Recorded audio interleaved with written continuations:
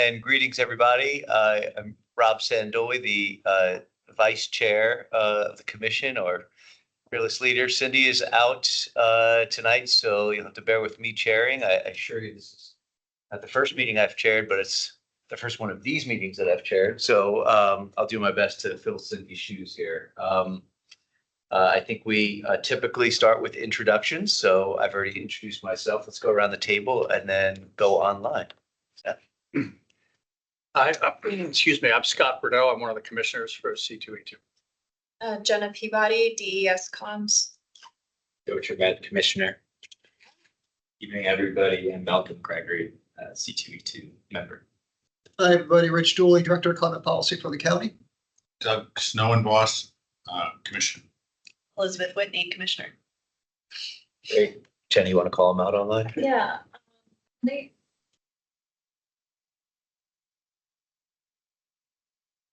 Alan, can you hear us? Oh, sorry, you cut out, I think, right when you said my name. Allie Shepard with the air team.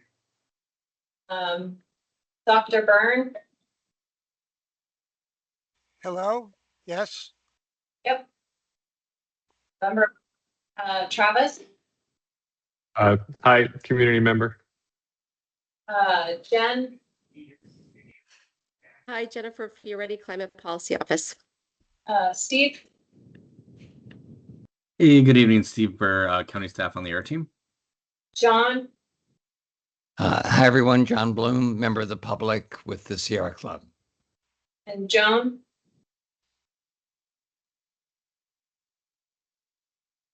Joan's on mute. And then 571 number. Hi, I'm Erin. I'm a community member. Okay. Great. Thanks, everybody. So we'll start with public comment. And then Steve, just a heads up that we got word that we're going to have a special visitor around 7:20 or so. So we may have to take a break in the middle of your presentation, depending on her schedule. So for now, I think we turn to public comment, and I think we have one public commenter tonight. Yep, Dr. Byrne. Yes. Hello, can you hear me? Yep, we can hear you. Okay, thank you. I am speaking about the Lexan project, which we considered during this a meeting while preparing a letter. This project lacks biophilia. The courtyard, mid-block pedestrian connection, and streetscape have too much impermeable pavement. This creates stormwater runoff and too little green space with plantings that support pollinators. The courtyard has too few trees. The roof of the large L-shaped building lacks a significant amount of green space. The building needs a green roof and/or solar panels. Flowering native vines that support pollinators should hang down from all roofs, ledges, and balconies, and should climb from the ground on trellises. These would create green walls, which are urgently needed, but are completely absent. The plant schedules and planting pallets in sheet L200, sheet L201, and sheet L210 of the application do not adequately conform to the County Board's Monarch Pledge 2016 or the County 2023 Forestry and Natural Resources Plan.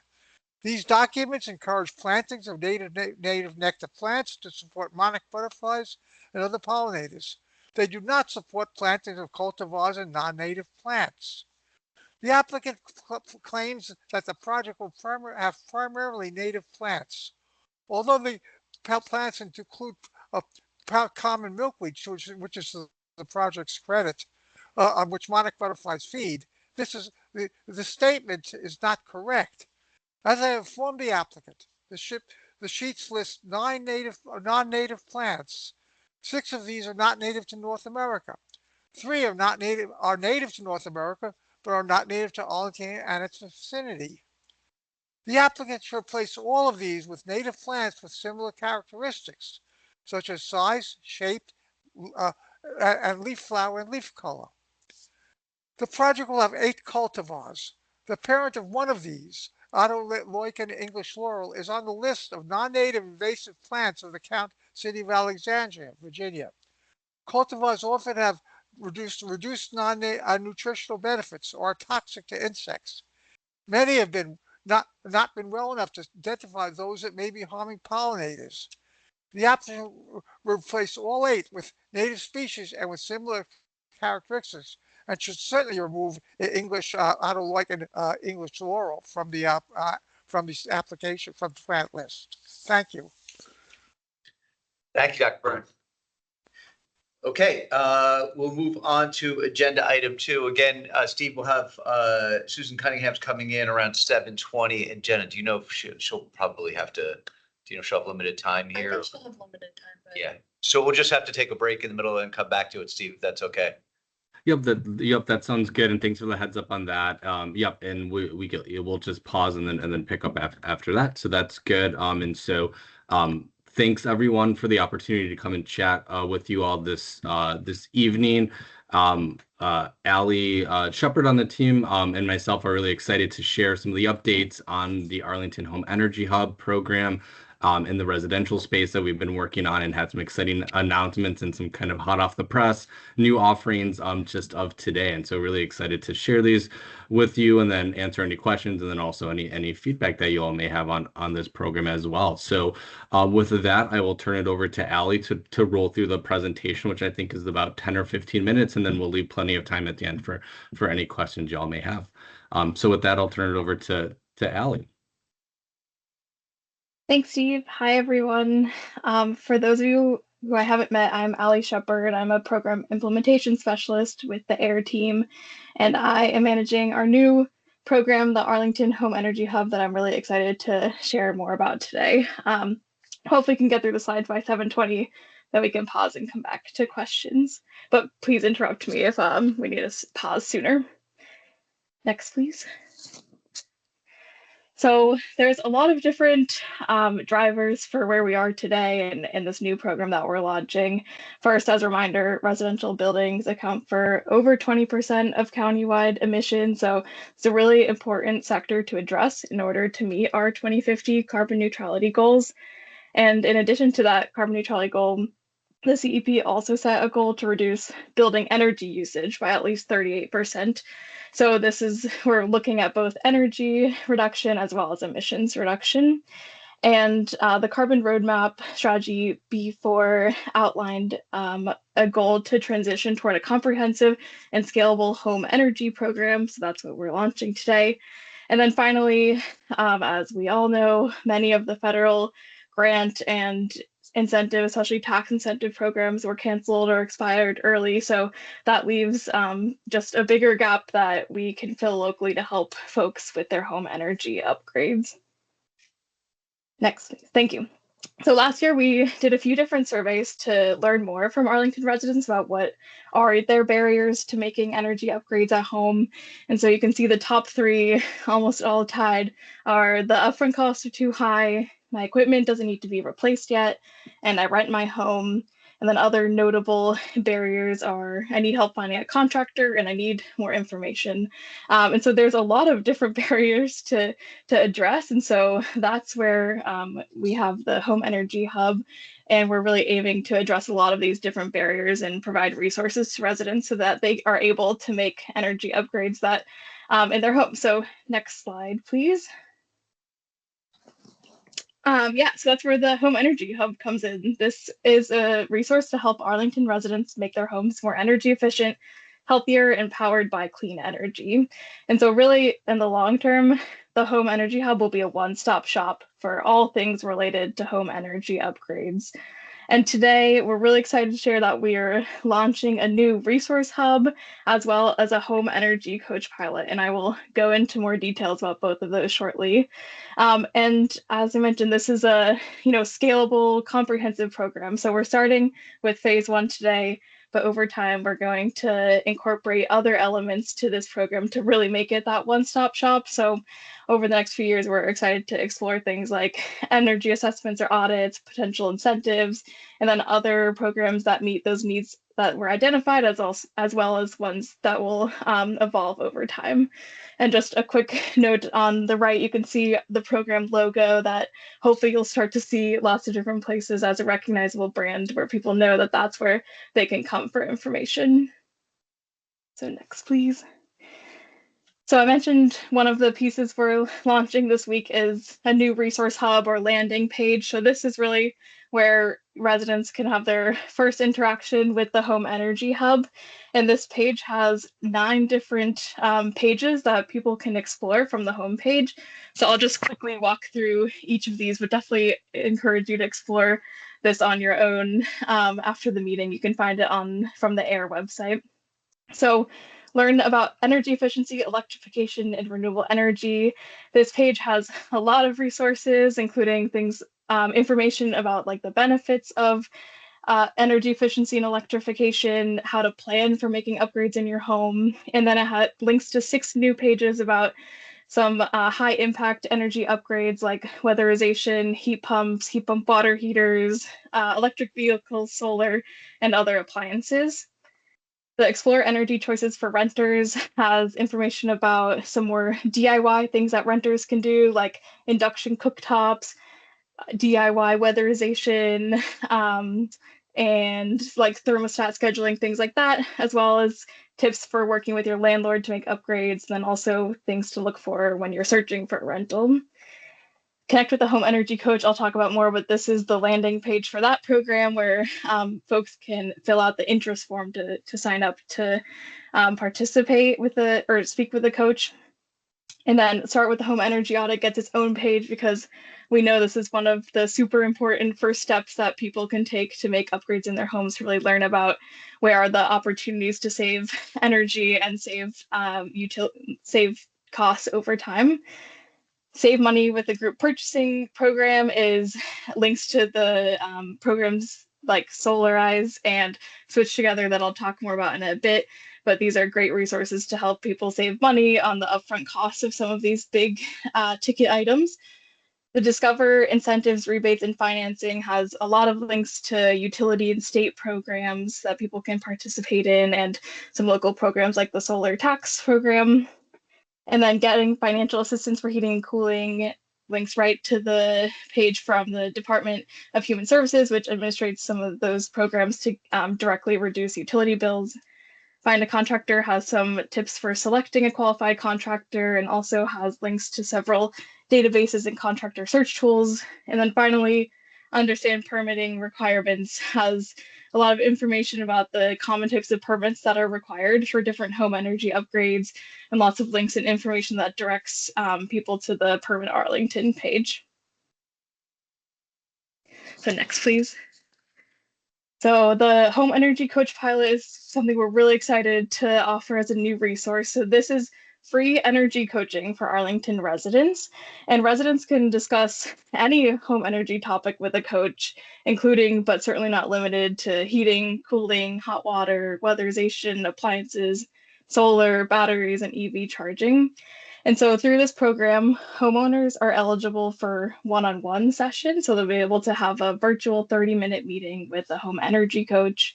And then renters are eligible for group coaching sessions, and that will also be a virtual offering. And through both of these, homeowners and renters can learn about what are some opportunities for them to make energy upgrades in their homes, or ask really specific questions or challenges that they're facing as they're trying to make upgrades today. Next, please. So just wanted to walk through the journey to participate in this resource. So the first step that everyone will do is submit an interest form. And again, that's linked on that Meet with the Home Energy Coach page on the landing page. And this is just a really quick, simple form, getting some contact information and then asking about, are you a renter or a homeowner, what type of building you live in, and how you want to be contacted.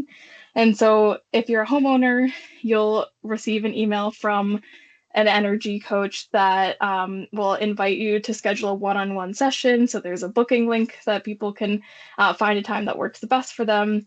And then there's a longer intake form that asks a lot about the home characteristics, energy characteristics, their reasons for engaging with this resource, and more. And then once they fill out the form, be able to meet with a home energy coach, and during that 30-minute meeting can talk about anything that they want to, whether that's, I have no idea where to start, can you help me? Or I'm looking at this specific heat pump, what are some considerations or ways to address these specific challenges that are coming up? And then after the meeting, the coach will reach back out via email to share a summary of the meeting, as well as recommendations for next steps and resources like incentives and contractors that they can explore. And then they'll be able to have a follow-up session with the coach if they want, if they have any unresolved questions or they took a next step and now want to know what to do next. And then for renters, once they fill out that form, they'll also receive an email from the home energy coach with resources like the ones that are on the website, as well as an invitation to join a group coaching session specifically for renters. And during those sessions, there'll be a brief kind of overview session about what renters can do and tips for working with their landlord. And then it'll be, most of the time will be reserved for questions, kind of like office hours. And then after that, they can join another session if they'd like, or implement projects, or get connected from there. Or even a great option would be to get their landlord to then be able to participate in the coaching program. So next, please. So of course, since this is a pilot program, we're really excited to learn more about it and be able to evaluate the program as we are launching it, so that we can make adjustments to make it as successful as possible in the future. So for the coach, we're monitoring a bunch of different metrics, such as the number of interest forms submitted, how many of those convert to actual one-on-one or group sessions, how much time our coach is spending per resident, how much time does it take from the interest form to actually getting that first meeting, and then monitoring all of the communications for the program. And then we will also be sending a short feedback form to folks after they've had a coaching session, so that they can share more about their experience, like scheduling intake, the quality of the recommendations, and most importantly, what they plan to or have already done in terms of making home energy upgrades after going through this program. So this is my, oh, sorry. Okay.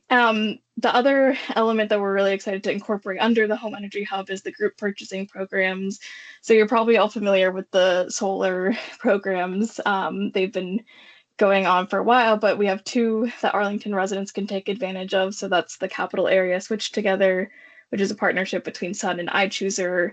You can buy solar and or batteries through this program, and it's open now, and folks can register through August 19th. Usually in the past, they've done kind of a fall and spring kind of sign up session, but this year they're combining it into one longer period, so that we have a few more months left in that.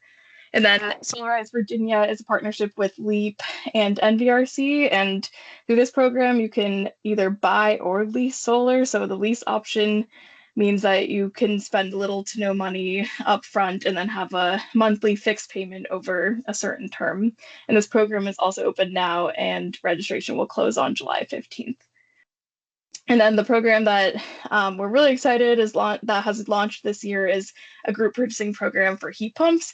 So this is also through Switch Together with Sun and iChooser. And through this program, folks can buy air source heat pumps. And the vendor that was selected through the competitive process was Edge Energy.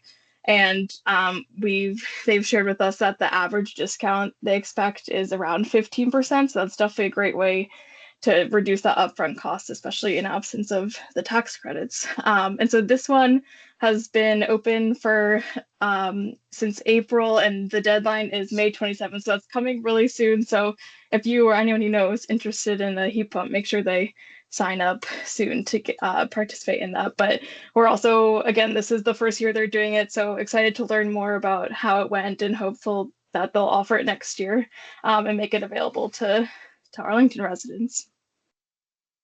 Next, please. So I think this is my last slide. Again, we're launching all of this just this week. So the next few weeks, we're going to focus a lot on outreach and promotion. So in the next day or two, we'll send out an email to our newsletter subscribers, share information on our socials. And we're also working with other county departments and partner organizations to share the resources through their newsletters and socials. We're hoping to get an Arl Now announcement up soon, do lots of flyering and tabling at libraries and community centers and other community events, getting in touch with civic federations, other community organizations. And then we're also excited to work more with eco ambassadors to promote the program through tabling, and they're out and in the community and looking at also doing some more canvassing or door-to-door campaigns. So over the next few months, hopefully you'll see this logo and learn more about the program everywhere you go. So yeah, that's all I had in terms of slides. So happy to either pause there if that makes sense, or can jump right into questions. That was really great. Thank you so much. I know I wrote down a bunch of questions myself. I know there's other questions in the room. County Board Member Susan Cunningham arrived and has somewhat limited schedule. Do you mind if we do Q&A, or do you want to? Absolutely. Yeah, okay. So we'll jump into Q&A. I saw Doug's hand first, so we'll go there. Okay, two real quick ones. Allie, where are you getting the coaches from?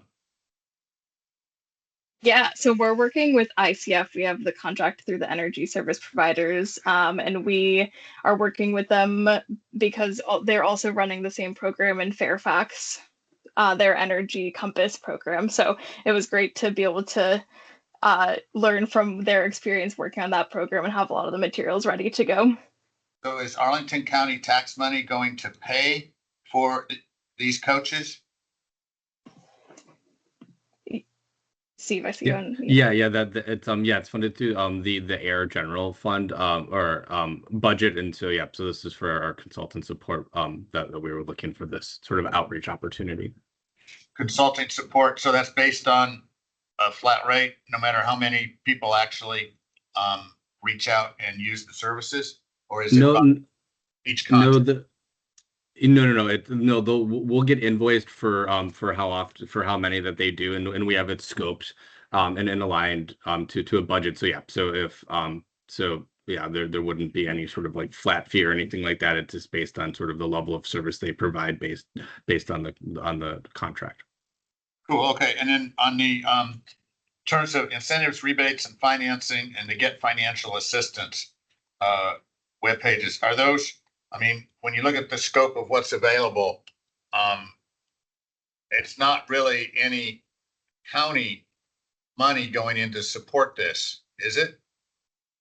That's right. Yeah. In terms of what's on those pages is all mostly utility programs, and the financial assistance is federal and state money that's just administered by the Department of Human Services. Thank you very much. That's my questions. I had similar questions about the coaches. I think that's great news. I would suggest or recommend like some kind of means testing for that. Like it could be free for people who make less than 200K or something like that, but not everybody needs that to be free in order to take advantage of it, to just recoup a little bit of money for the county. I had a question too about the Switch Together and solar. Switch Together, you said solarize. You can choose between owning and leasing the equipment. Do you know if Switch Together is own or lease or both? I believe it's just own, but I can double check on that. Okay, that's great. Thank you and congratulations. It's a real victory. It seems like an awesome program that you guys have put a lot of time and thought into, and it seems really great. Thank you. Thank you. Other questions? Hey, Allie, thanks for the presentation. It was great to see and hear about. I'm just curious, as a Arlington County renter, I would be interested to know more about what thresholds renters face in terms of collectively submitting a form to participate. Do you need 3 tenants, 4 tenants, 5 tenants? Just any information regarding those details would be appreciated. Yeah, so the current program is aimed more at kind of individuals. So if you live in an apartment building, you can sign up to meet with a coach through that group session. It doesn't matter if any of your neighbors are doing it. That is definitely something in terms of like long-term programs. We know there's a lot of condo buildings that, require everyone to go in together. So that's not necessarily addressed through this like one-on-one or when I say group coaching, to be clear, it's like any renter from any building can join this group. It doesn't have to be from the same building. So for now, yeah, you don't need to get your neighbors to join in order to call in. Okay. I appreciate the clarification.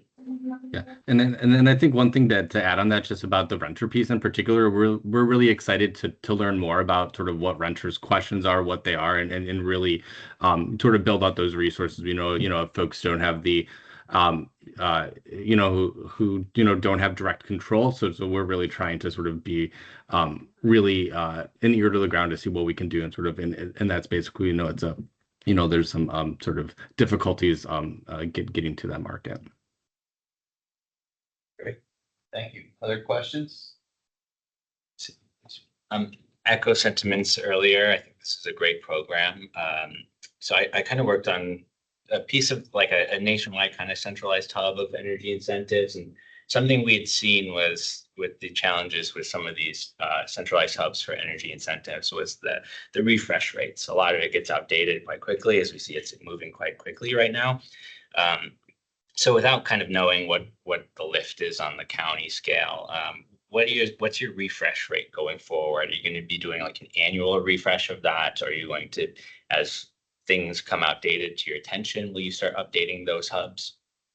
Yeah, it's a great question. And it actually reminds me of something I didn't mention that I meant to is on that page, the Discover incentives, we at the top are linking to Virginia Energy Connect, which is a pretty new resource that is published by the State Department of Energy.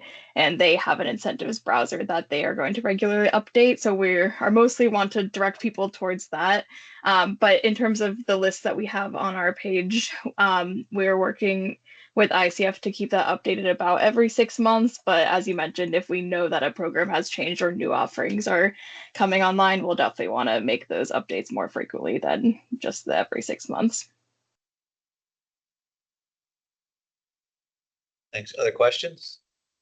I can't see online if anyone's got a hand raised too. No. Okay, I have a couple. Does the audit page link to the Dominion free audit page as a first stop? And if it does, they don't do any free audits anymore. It's just a virtual audit from Dominion for the last time I checked. But are we linking to other contractors that do audits and providing any kind of vetting for them, or just letting residents know about how much they should pay for an audit depending on the size of their home? Yeah, so for the first question, we do link directly to the Dominion, and Washington Gas also has a free like virtual audit. But Dominion's program, there's that free virtual like tool, but then they also have a program through which you can schedule an audit with a contractor. So that's linked there. We don't have a specific cost guidance other than it will like cost around several $100s, but that is definitely something to consider just to help people become good self-advocates in getting their services. And then in terms of, finding we're not linking directly or like recommending any specific contractors, but on the contractors page, we do link to resources like the BPI contractor search, which especially in like ResNet, especially for audits, those are great places to start. And then I think I just said this, but Dominion, if you're a Dominion customer, which Arlington residents are, you can use the tool that they have, like find a contractor to do my home energy evaluation. Great, thank you. And then on the coaching, is there any standard certification that the coaches are required to have, or that everyone knows that they're getting at least some minimum level of certification from their coaches? Yeah, so the coaches that are working on the program right now have gone through the Rewiring America electric coaches training. That's not a requirement per se, but that's definitely something we were looking for when we were thinking about who we wanted to be the coaches for this pilot. Great. Okay, thank you. Other question? Okay, okay, I feel left out. Sorry, regard to engagement, across the county, do you have any expectations about sort of what success will look like in terms of how deep you get into the number of homes that take the audit, maybe take the coaching, finally actually implement something? Will you track that in any way? And what is there like a threshold that you'll be like, hey, this was great, and we're going to keep doing it year over year? Yeah, that's a great question. We haven't set specific metrics for success, and that's definitely in this pilot phase what we want to learn so that we're able to, establish more of those metrics in the next round.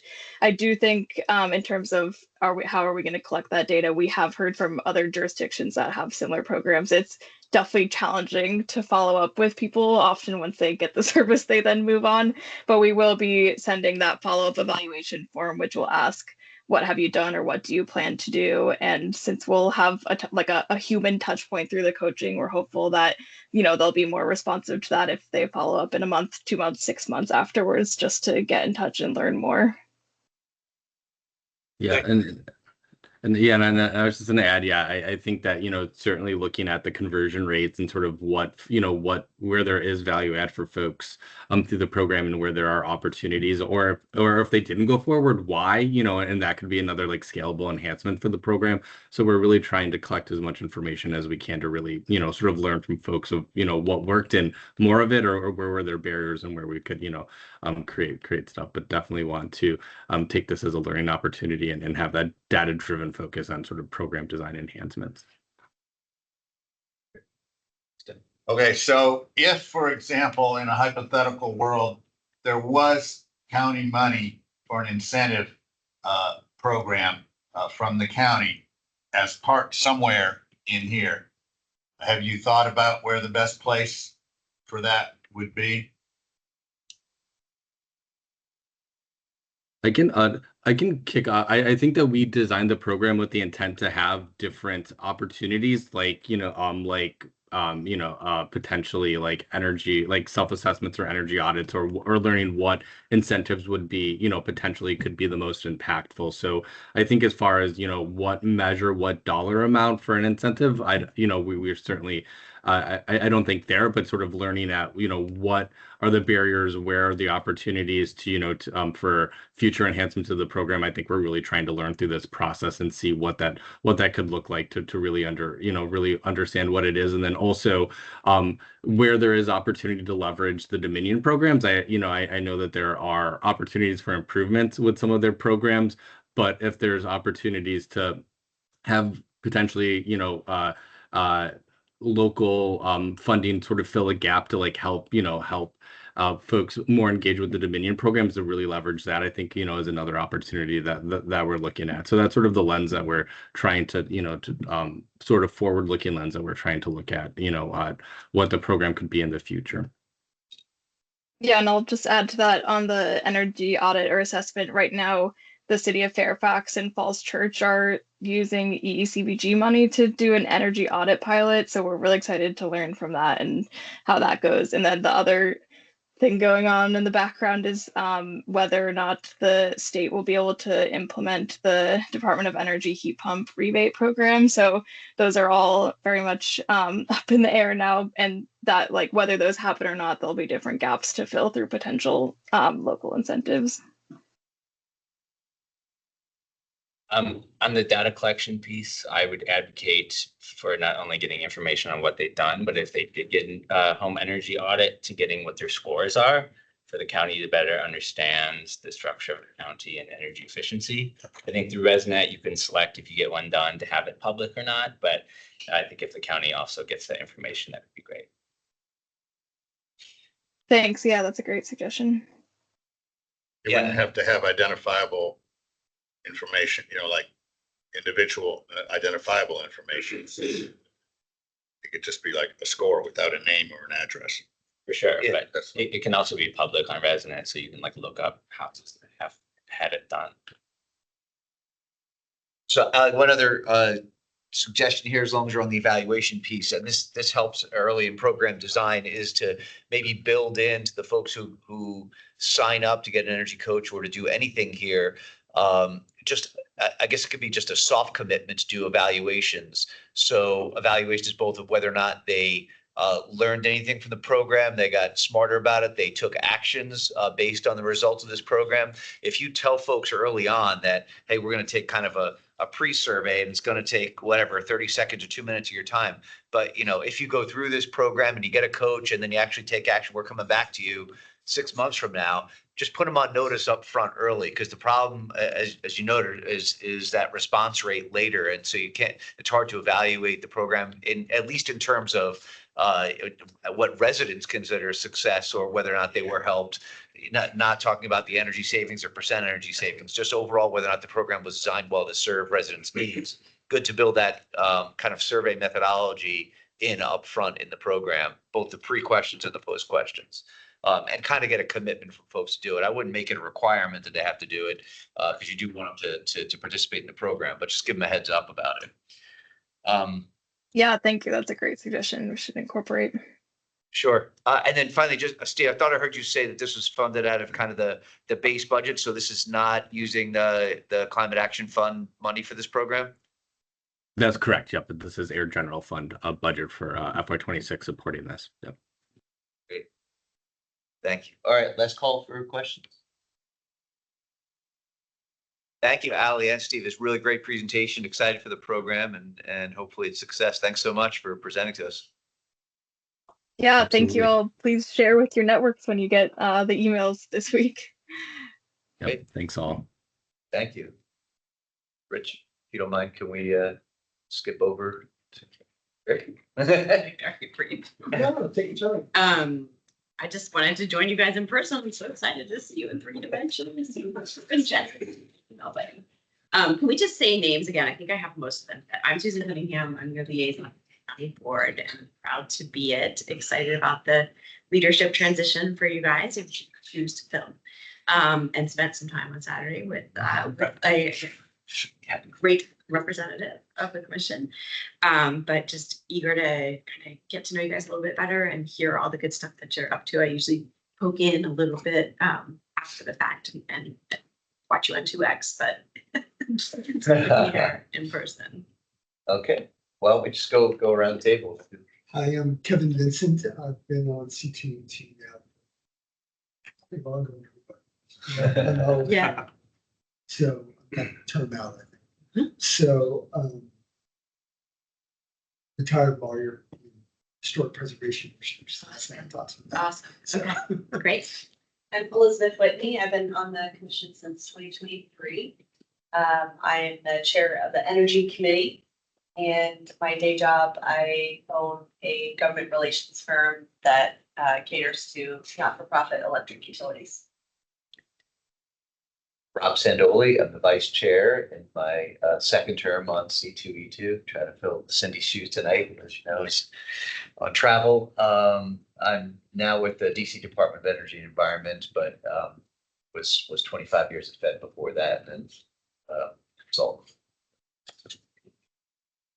I'm Scott Bordeaux. I'm new to the commission since September, I think. Prior to that, I was on the energy subcommittee for a number of years, and I go all the way back to the very start of the Community Energy Plan 2010. Was recruited by Jay and others to join, so I've been playing different roles all the way through that. I'm an architect, work locally here in Northern Virginia. Residential. No, commercial. I'm Doug Snowenboss. Been on C2E2 for about 4 years now. I was with the Justice Department as a trial attorney for 25 years. I was general counsel for the United States Tax Court for 7 years, retired in 2018 and started getting involved in Arlington things, including the Energy Committee, which I was chair for a couple of years.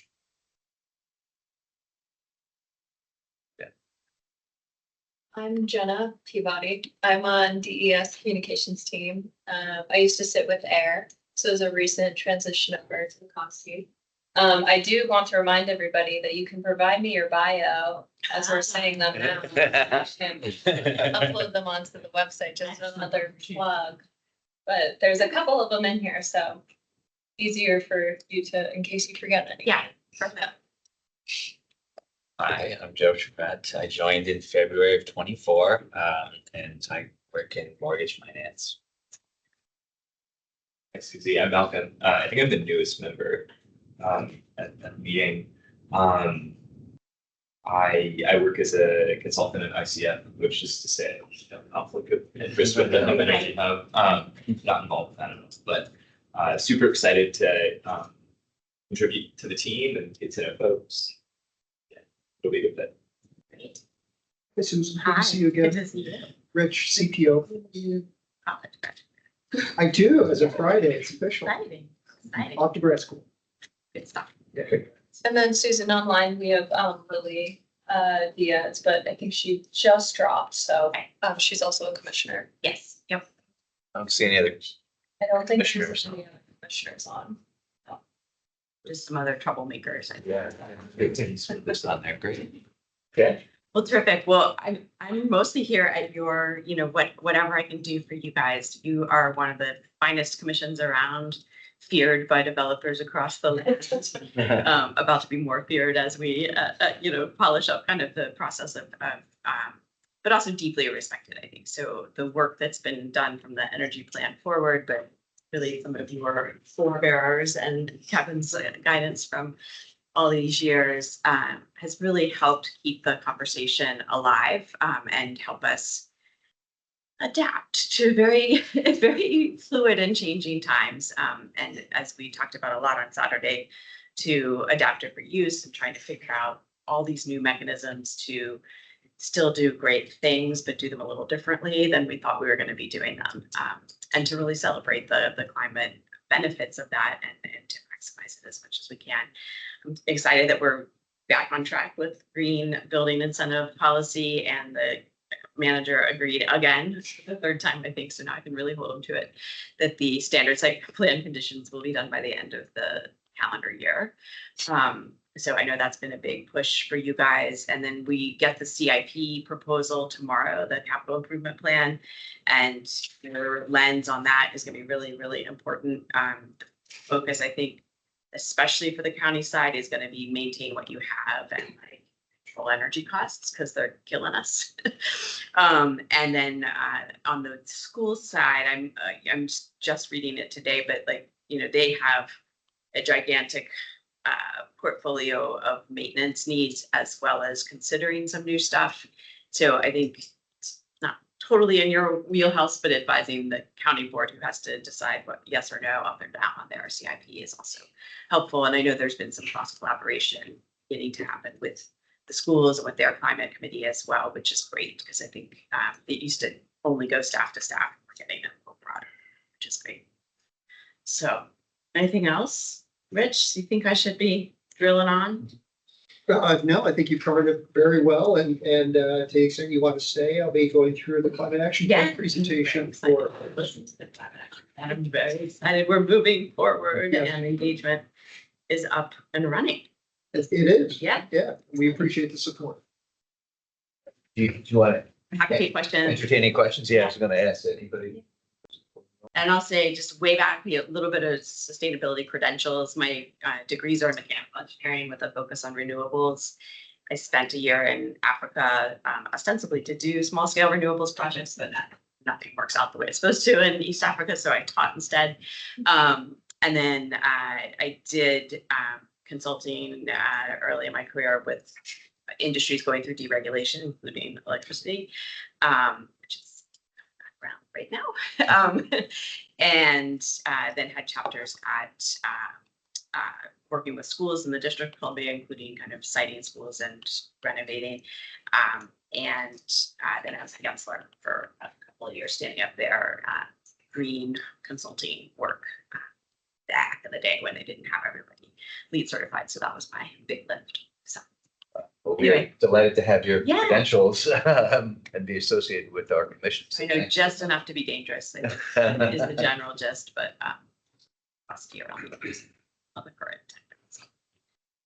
Questions? Anything else? Yeah, you can reach me anytime. You don't have to go through your chair. You can go to Jenna or just give me a call. But your chairs and my chair are just like top notch. So you're in good hands. I actually have a question kind of Yeah. following up on one of our agenda items from last week, which was, we talked about the SPRC and the College Springs project. Which is tonight, I think, right? One of them I'm is not tonight. on SPRC, but I was actually on the side on Saturday doing my historic preservation. You did that. And there were bulldozers at the spring. And I was shocked by that. Not shocked enough where the park people there actually, because I was leading the tour, so I had an agenda to keep talking. Yeah. But, Did you report it to anybody? well, I probably need to at this Okay. point, but anyway, I didn't know if anybody, They're in the anybody around this SPRC right table? now, so I will check. Okay, in on that. so they were like right past where the spring is, which is dark. Did you- I didn't take a picture, but it's kind of hard to miss. Yeah. There's construction equipment there. So I think they may have been just cleaning out a fence line and maybe out some invasives. It may be perfectly Yeah. fine, but But I was just shocked to see it. something say something is always good. And so I just wanted to bring that up because it's following up on things. I don't know anything else. I mean, I have some things that I'll bring up on our agenda, but I don't know necessarily. Yeah, you'll be around, we'll let Rich do his presentation, you'll be around when we discuss the Waverly Ridge letter too, okay. Probably, yes, yes, and I read it already, thanks to Jenna. Got it to all the board members in the middle of Great. the meeting, so that was very cool. Great, thank you. The draft. All right. No other questions? Rich? Okay, sounds great. I'm going to bring up a slide deck. Thank you, Vice Chair Sandoli. And I just want to say, once again, good evening to everybody here. Hopefully, you know of me and the merry team of folks at the Climate Policy Office, Jennifer Fioretti, as well as Rena Laura. And thanks to C2E2 Chair Cindy Lowen for the opportunity to provide you with an update on the county's ambitious initiative to develop the first comprehensive climate action plan. The new plan will build on the foundation of the Community Energy Plan, also known as the CEP, currently an element of the Arlington Comprehensive Plan, by updating and replacing it with a broader, more integrated approach to addressing climate change. While the CEP is focused on climate mitigation and some resilience measures, the CAP, or the Climate Action Plan, will expand its scope to include additional sectors critical to achieving a sustainable and resilient future, such as the circular economy and healthy ecosystem. Our overall project and approach to develop the CAP is synthesized by the acronym in our project logo shown on this slide, ACT, which stands for Arlington Climate Together. It's purposeful. That acronym highlights the fact that everyone in our community has a role to play to address the impacts of climate change. So tonight we'll be providing the project information item as we are doing to multiple county advisory groups. And we'll let you know and others how the project is underway. Tonight's session is going to be a blend of the information item, plus we have some questions that we've directed to the C2E2 chair, as well as other advisory group members. We asked them to go ahead and go to the respective groups to gather feedback in advance of the next CAPAG meeting, which is going to be on June 4th, so that at that meeting, all advisory group members can share the feedback from their respective groups. During the course of this presentation tonight, you see the agenda here. I want to move swiftly through it to allow time for a Q&A that you might have. Real quick update as to the project team that's working on this. There's a bevy of people behind the scenes that I'm here to help represent. Obviously, you know Ms. Fioretti, leading our Climate Policy Office. Rena Laura is our Climate Communications Specialist. We also have representatives from Department of Parks and Recreation, as well as from the DES Air team with Drew Stilson. There you see Jennifer Souls. And as was mentioned before, AECOM is our consultant on this project. And there you see the representatives that are the main people who we deal with on a regular, if not daily basis. And then there's obviously a whole bunch of people behind the scenes within AECOM that are supporting that effort as well. So I mentioned advisory groups. Well, we do have an external advisory group. That is our Climate Action Plan Advisory Group, also known as CAPAG. That was appointed by the county manager. And that consists of 18 different advisory groups and community groups and businesses. Cindy Lewin is C2E2 chair. She's also the co-chair of that advisory group along with me. And then Elizabeth Whitney, who just stepped out, is also a CAPAG member, and she's representing the Energy Committee. So suffice it to say, the C2E2 and Energy Committee are well represented on that entire group. Internally, we have an interdepartmental working group that consists of representatives from all various county departments. And so we're leaning on them for their knowledge and expertise as to what's happening in their specific departments. And we're working together with them and have been already to go ahead and to flesh out a lot of the actions that are being done throughout the county to address climate change as we speak. So climate change impacts each location in the world differently. In the next couple slides, I'm going to highlight things that this group already knows, but I just want to include you to let you know what other advisory groups and commissions are going to be seeing in this presentation. So for instance, this one dates back to the late 1800s, showing the red line is your average annual temperature. The headline to this is that it's risen about 6 degrees since the late 1800s to present day, just to show you the impacts of climate change when it comes to temperature. And obviously we have to talk about why that matters, right? Why does the extreme heat matter? And we showed here the dangers to public health activities as well as to our emergency services, just to name a few. We also have infrastructure issues that are tied to extreme heat, such as our metro rail, the tarmac on our runways, and so forth. So again, these are things that you talk about on a regular basis in these meetings, but I just want to highlight what we're going to be discussing with other advisory groups who aren't necessarily as focused on this on a meeting-by-meeting basis. Also, we're doing a desktop vulnerability analysis, and so we're looking at heat, we're looking at rainfall, and we're looking at drought when it comes to those vulnerabilities. So our consultant is hard at work at developing that vulnerability assessment, desktop vulnerability assessment as we speak. And we'll have more to share on that when they deliver us information this summer on it. But suffice it to say, extreme rainfall, very much of an issue here. And we do have our risk assessment management plan that we've already shared with our consultant to let them know that we are working on these things. We've already spent a great deal of money on doing an assessment throughout the county on how to address this and how to incorporate climate change into the modeling. And that work will continue, but it is important for us to go ahead and just acknowledge that that is an issue and will continue to be an issue as we move forward. Because the storm drain system in Arlington was built many years ago, generally designed for a 10-year storm. And without climate change, if you don't have sufficient overland relief, which we don't in some areas, or those larger storms that exceed system capacity, then properties and people are put in harm's way. And so we have to go ahead and address that.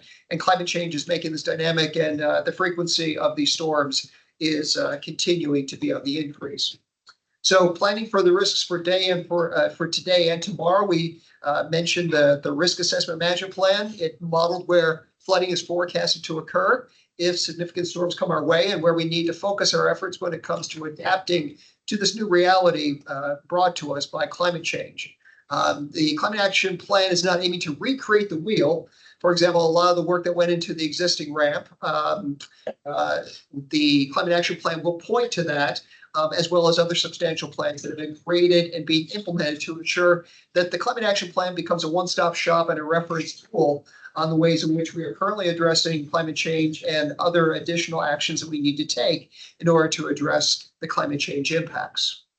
Unfortunately, there is no silver bullet that I know of that when it comes to addressing climate change. It takes numerous actions to not only reduce emissions, but also to address adaptation as well as resilience issues that we are facing. And we will work together to manage those risks associated with climate change impacts. You likely know this wedge chart very well. It is from our current community energy plan, last updated in 2019. Shows the many ways we've modeled how we plan to get to carbon neutrality as a community by the year 2050. Part of the climate action plan project will be to revisit the modeling effort and to work with the community to establish what we all think is the best plan moving forward. So in terms of that project overview, This is the scope of the community or the climate action plan, I should say. It is building on that community energy plan. And we note that we are already working to address climate change. We're going to build on those existing efforts. We're going to identify new actions that we can go ahead and take. And we need to prioritize those actions, recognizing we don't have all the money in the world to go ahead and do everything all at once. And also we need to recognize there are certain things that make sense to do first, second, and third, and so forth. So we're going to be looking to you individually as well as this group to help us with that prioritization process. And I'll talk a bit about timing as to when that's going to take place. At the bottom of this slide, I do want to make note that we do have a tool that our consultants will be using.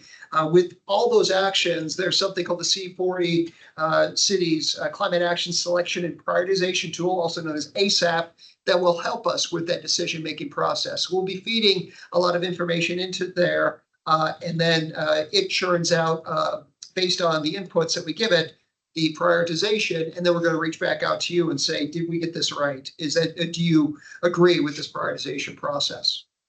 In terms of the overall process for the project, it is an 18 to 24 month game plan that we're looking at. So late 27 into early 28, we're bringing this back to the county board for their consideration.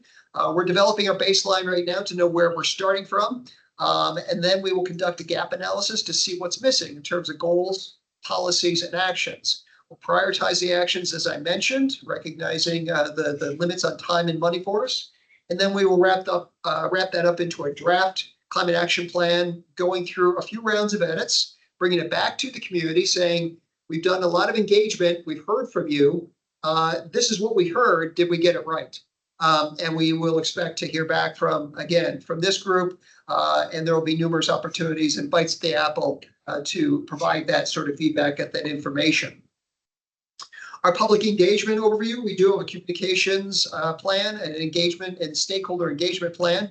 Suffice it to say, we plan for enhanced coordination across county departments as well as community stakeholders for a robust and comprehensive engagement effort. We're going to be using multiple means to reach and gather feedback from county departments, residents, and businesses. We're going to run the project in phases. So working from left to right, we're in phase one right now, which is the visioning phase. And I have a bit more to talk about. We have something that launched just today in regards to a feedback form. And we're going to be looking for feedback for the next 6 weeks from you all and our community members to help us with that vision as to the overall vision for that climate action plan.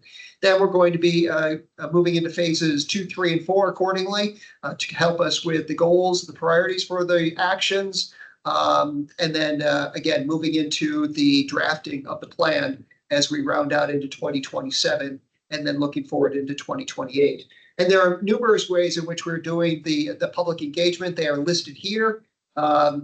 We have a climate action plan webpage. The feedback form that I just mentioned, it was just launched today, and we'll provide information on that, on how to access it, as well as how to go ahead and use it. And please let everyone in your networks know about that feedback form, because we've designed it in a way to go ahead and be fairly easily usable. And we want to have people take 5-10 minutes to go through that form and provide us their feedback, because that's why we're going through this process. We also have fact sheets, flyers, education, using this as an opportunity to educate people on, when we talk about mitigation, adaptation, and resilience, it flows off of my tongue. I know what I'm talking about, but the vast majority of other people go, huh? So my job is to go ahead and do that education as well as getting the feedback at the same time. And we will do that through that public engagement process. So our public engagement and this project publicly launched on February 25th. We had our Climate and Cuisine event. We were very excited to do that in conjunction with our library staff. And we are having another fairly large open house. That is on June 1st at Central Library once again. So from 6 o'clock to 8 o'clock on June 1st, we welcome you to come and join us to be part of that effort. And that is part of the visioning effort that we're going to be doing here in this phase one portion of our project. So I mentioned the advisory group. The advisory group right now is in the process. They've just gotten essentially a slide deck very similar to this that outlines the project overall. And now we're getting into letting them know in the next meeting the existing projects, actions, and so forth that are going on within the county to get them up to speed across the board on what's being done.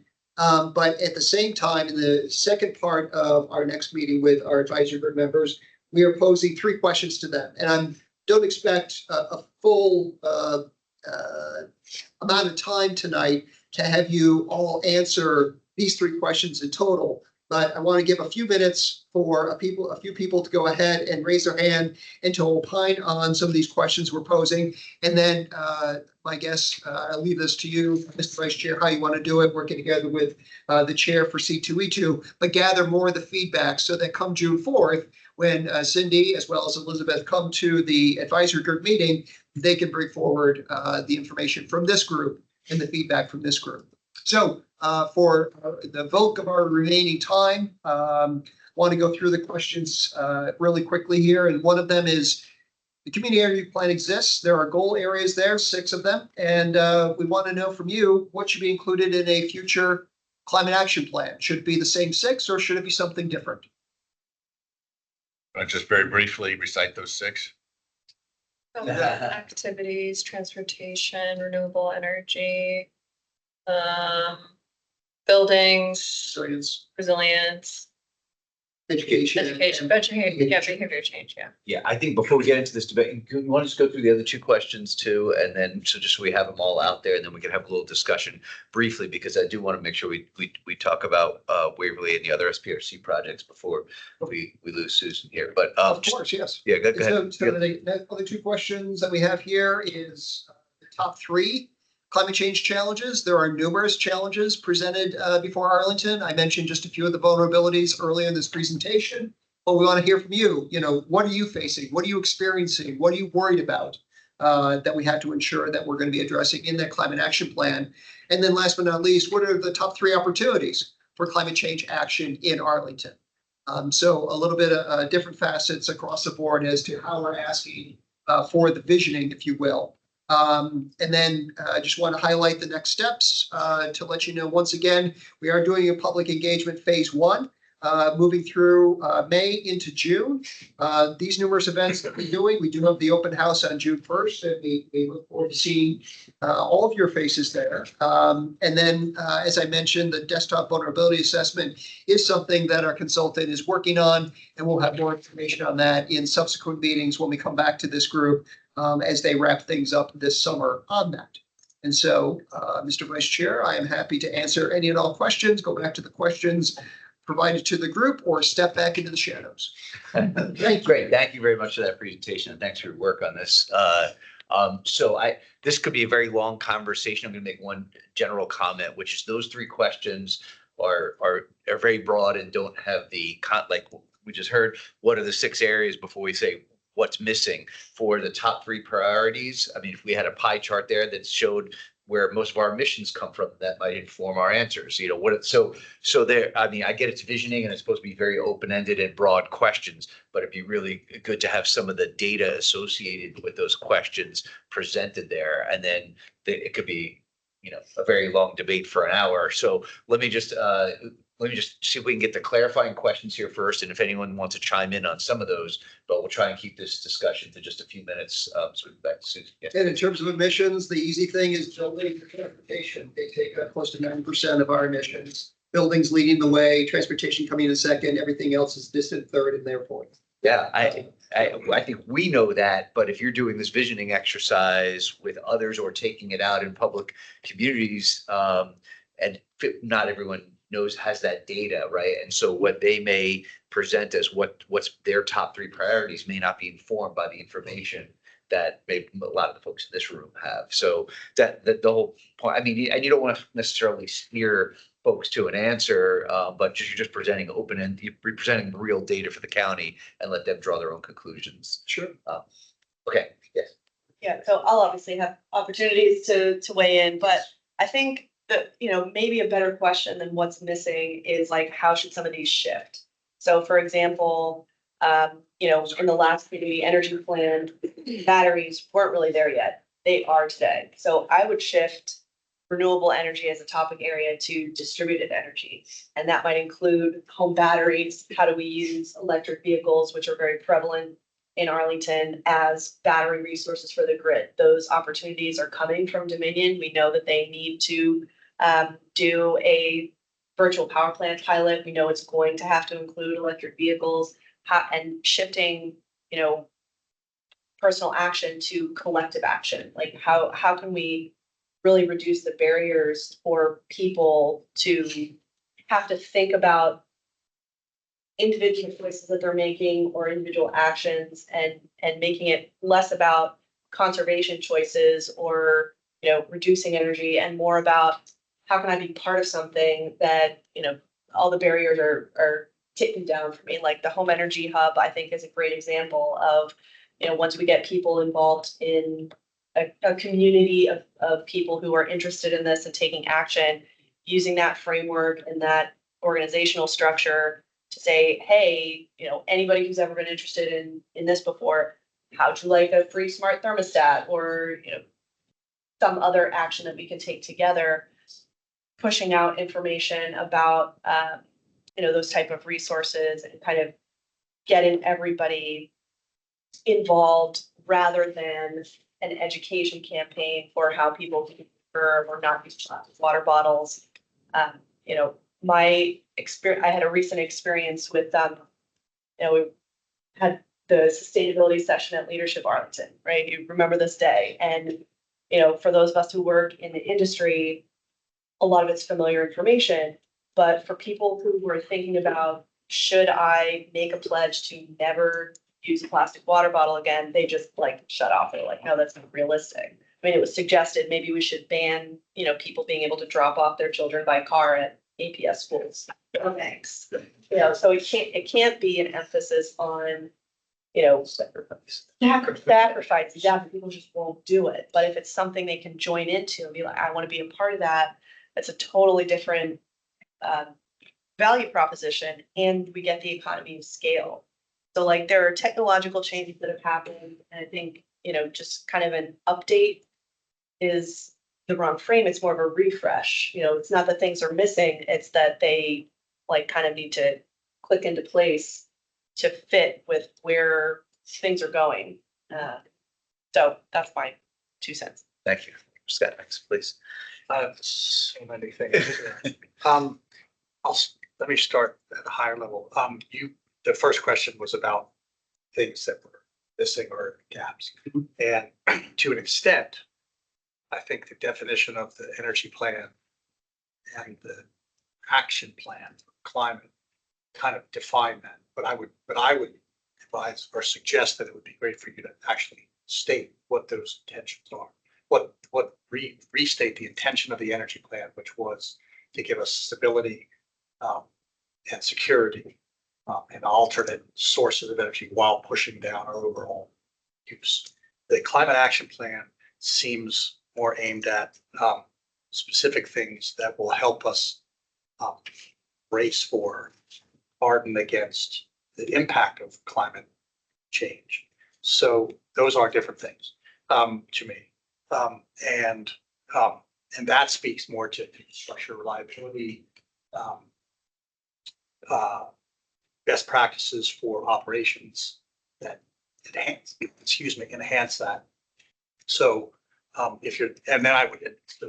think you need to reframe that question, and maybe a way to get to something that has a few suggested ideas that could be filled in further would be the follow-up question, which is, are you benchmarking model cities where climate action plans have been in place for 5 or 10 years, and that they have gone through iterations of this and continue to improve it?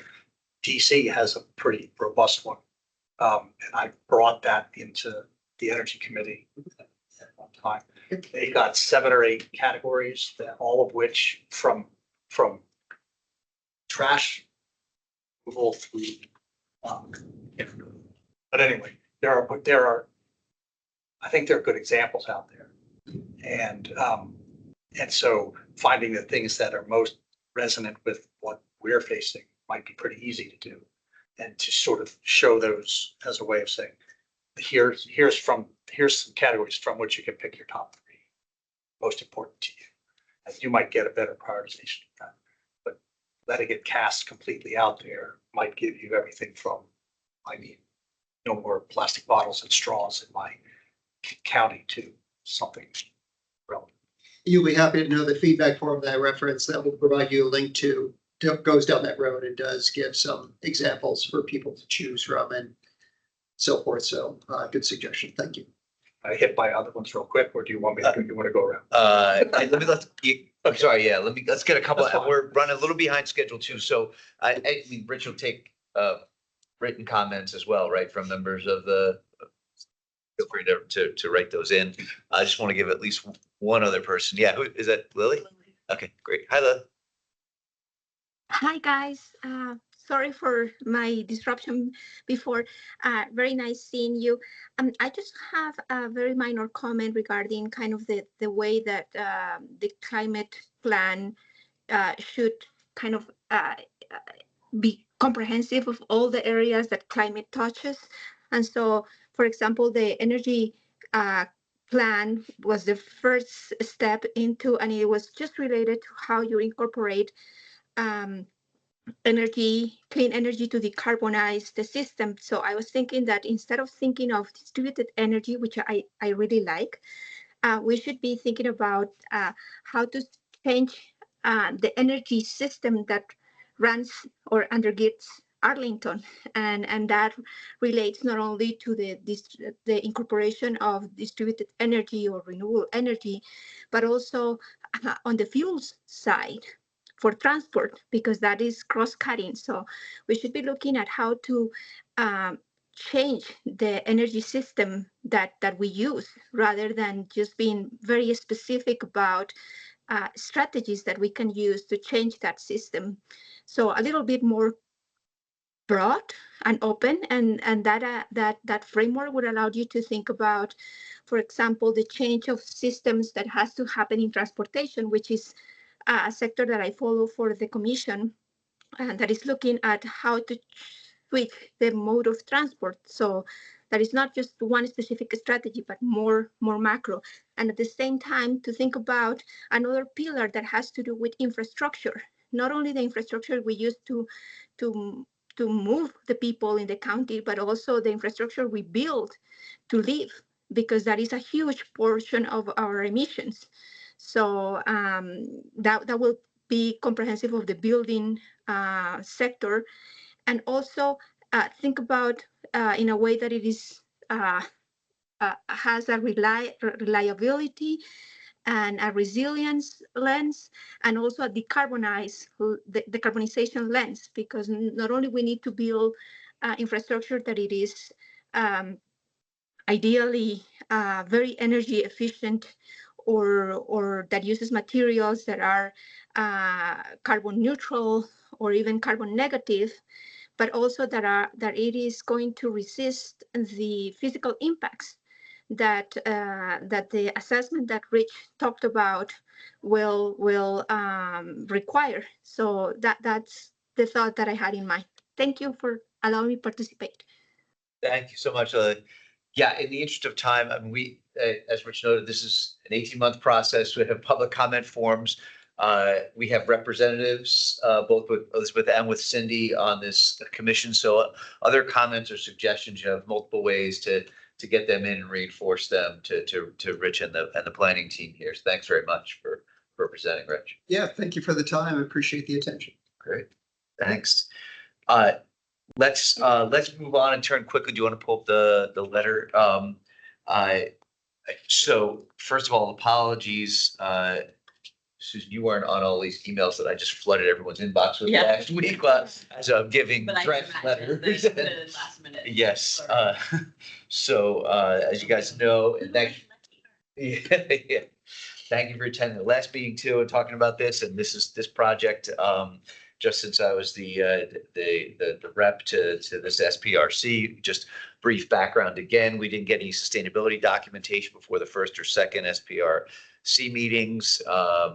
And it was only after county staff negotiated the incorporation of some sustainability documentation and commitments into the site plan conditions, which we just got about a week ago, seeing them for the first time, what the staff was working on, which is good. They made the commitments late though, and probably only because I raised a bit of a stink at the SPRC and at the, so much so that the planning commission voted 5-2 in favor of it, but some were against it just because they didn't respect the process essentially by not including sustainability documentation.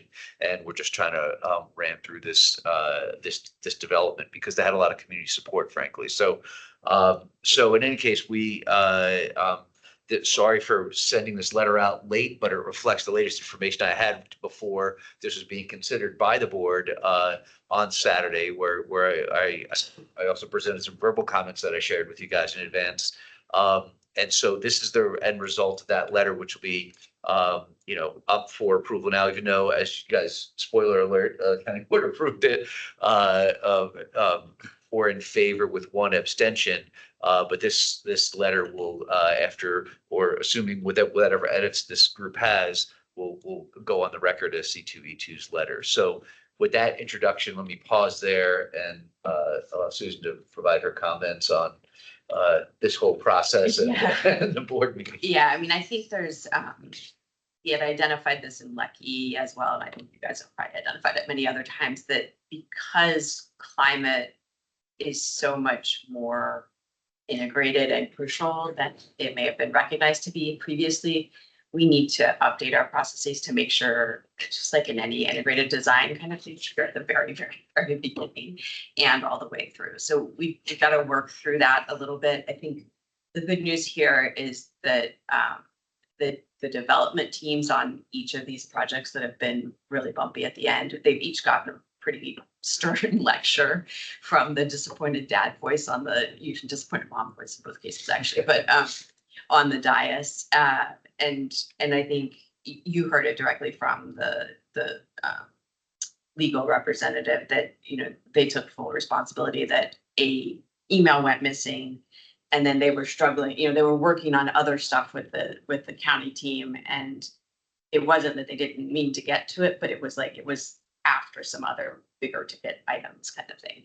So, I think it's like any education campaign, few moments of pain for the developers and their advisors helps make the point. So I think you were clear, I think we were clear. And even I think after that, the SPRC meeting where you were like, what heck, I got word of that minutes later and was, checking in with the lawyer, and they were just aghast that they had screwed up. So I think that's positive, but it's not transformative until it is. So we need to let them off the hook. I mean, since it's already done, are they now like, oh God, we don't have to do it? Or did they promise to follow up with? No. So we didn't approve it until the site plan conditions included those elements. Okay. It's a little bit of a tricky, all these site plans are a little bit different. They weren't asking for additional density and they weren't asking for rebuilding incentive policy. So the biggest takeaway here is back to the standard site conditions that never should have been able to get to that point without standard site conditions that would just be a no-brainer. So, so we took the opportunity to emphasize that again and make sure that the county manager knows that. I'm asking because Thursday, 1401 Wilson has their second hearing. We've not seen anything. They've said they're going to do LEED Gold, but they've given no card with draft filled out. With the energy. Do. And what has the staff liaison said anything? Not specifically that's as far as the conversation got in the first meeting. Okay. So, and this also seems to have relatively good support from the communities. Yeah. It's a nice project. Yeah. I mean, and it's going to be an improvement, but there are things that we could do to lean in a little bit on stuff. And so I'm just curious from the board's position, what interaction how can you pressure the site plan review committee to make sure these things are there before they break? And that helps us get the information we need to write good letters Yeah. supporting or not supporting something. Yeah, so I think on that one, there's a little bit more time, but you guys need to raise the alarm. I mean, ultimately, we need to get it into the first SPRC, at least in a preliminary view, and sure have an expectation of when the energy model, or at least a draft of it. They actually pushed sustainability as an issue to the Senate. Yeah, which is not atypical, right? So I think we have to keep educating with the climate action plan and others. Maybe it even should be in the climate action plan that like this needs to be upfront in all of our planning processes. As we get more into like really enforcing the climate resolution, that would be a natural place for it to go. But we've said it to the planning commission and we mentioned it at each of these.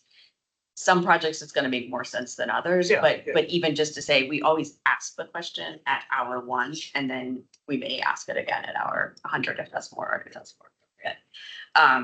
But you know, you guys, as you did on this one, you can raise the alarm if it feels like it's not going well to any of us, but especially to me, and we will reach in and talk with the team members. I mean, the developers and the lawyers are checking with us pretty often to make sure that we're happy.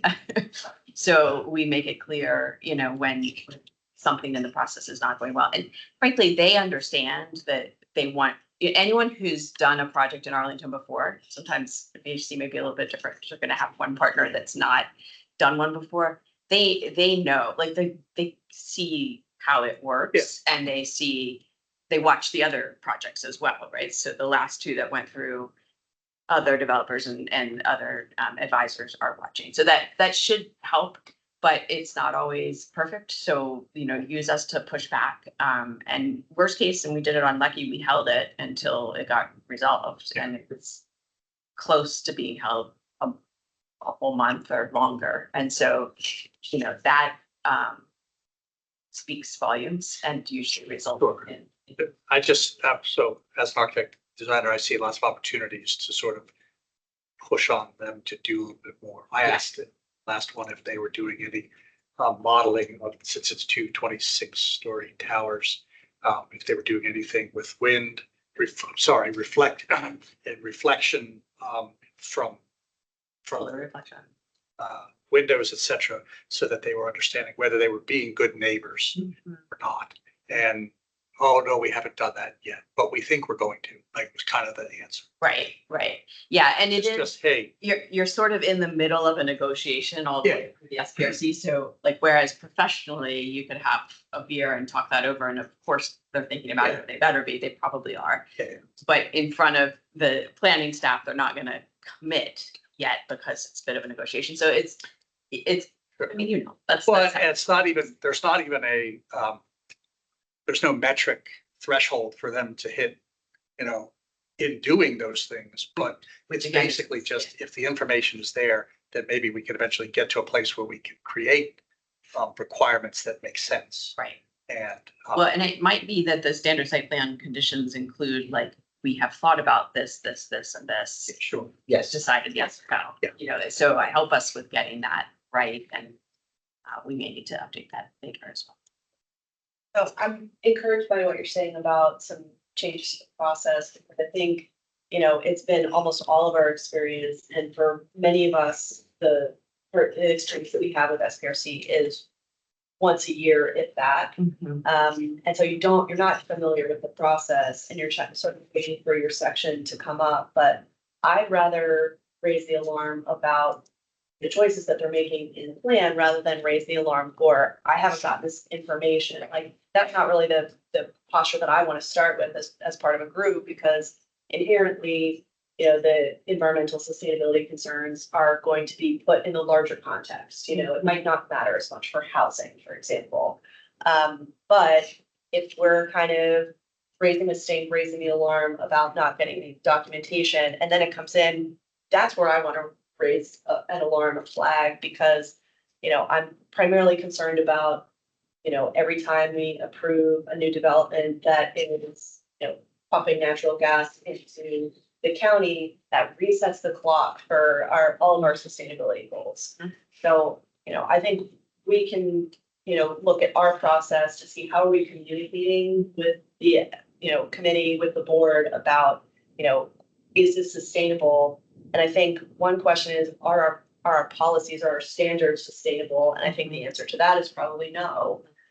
But I'd rather say, look, they're following all the rules, but our rules lead to an unsustainable result, than be fighting over the process of like, we can't even do our job, or to raise some of these concerns because it's just become way too easy to kind of push off the sustainability stuff till this like back pocket, back corner, when, then we just, C2E2, we're gonna fuss about stuff, and raise flags and alarms anyway.